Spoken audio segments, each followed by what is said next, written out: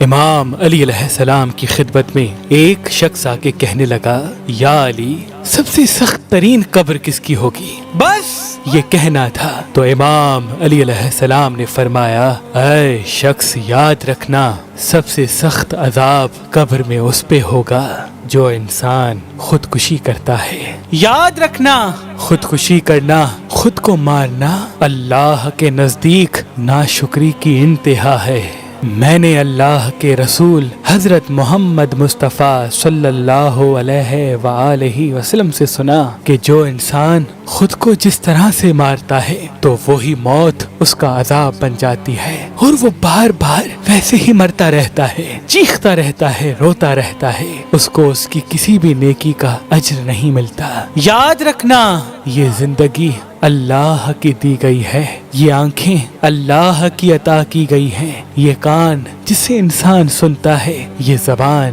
جس سے انسان بولتا ہے، یہ ہاتھ، یہ پاؤں مقرر وقت تک انسان کے لیے اللہ کی نعمت قرار دیے گئے ہیں، اور یہ زندگی انسان کے لیے امتحان ہے، اور موت اس امتحان سے نجات کا نام ہے، اور حساب و کتاب روز محشر جنت و دوزخ میں تقسیم کو کہتے ہیں۔ یاد رکھنا، جس طرح سے اللہ نے جسم کی بھوک اور پیاس کو ہر انسان کی فطرت میں سما دیا ہے، ویسے ہی انسان کی روح میں اللہ کی عبادت اور اس کے رسول کی فرما برداری کو روح کا سکون اور انسان کا اطمینان قرار دیا ہے۔ جو انسان اللہ سے دور رہتا ہے، اس کے رسول کی اطاعت نہیں کرتا، اس کی روح بے چین رہتی ہے، اور پھر اپنے روح کے سکون اور اطمینان کے لیے دنیاوی خواہشات کو سہارا بنا لیتا ہے، اور وہی چیز اس میں لالچ اور ہوس پیدا کرتی ہے۔ یاد رکھنا،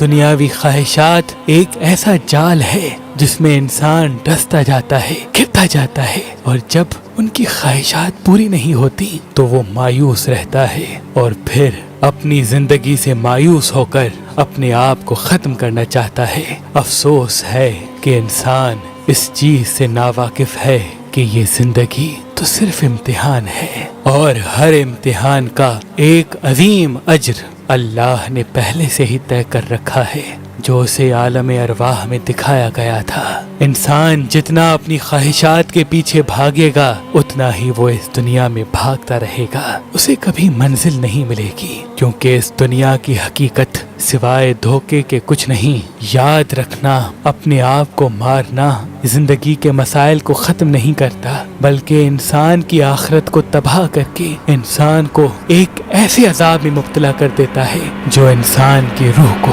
کبھی چین نہیں دیتا۔